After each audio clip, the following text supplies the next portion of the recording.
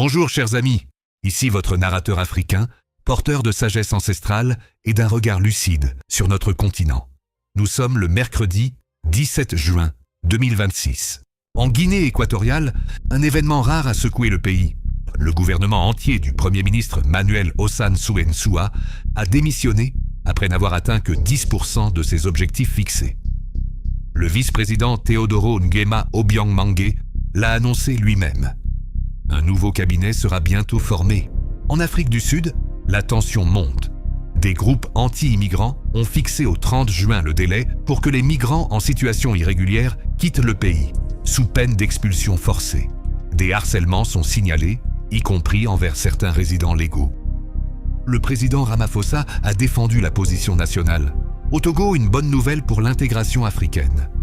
Lomé accueille la première convention africaine du transport aérien sous la présidence de Faure Gnassingbé, champion de l'Union africaine pour le marché unique du transport aérien.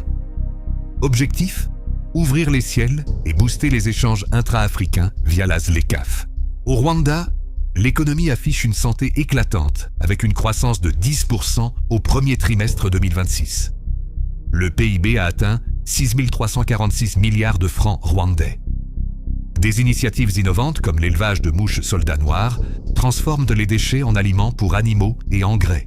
Cependant, l'ombre la plus lourde plane sur la RDC. L'épidémie d'Ebola dans l'Ituri s'aggrave et pourrait être la pire jamais enregistrée. Des centaines de cas et de décès sont confirmés. Des hommes armés ont même attaqué un hôpital pour enlever une fillette de 6 ans malade et sa mère.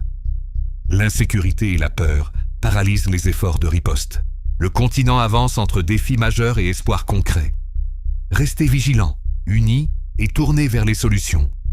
C'était votre briefing africain du jour. Abonnez-vous, activez la cloche et partagez. À demain, que les ancêtres nous guident.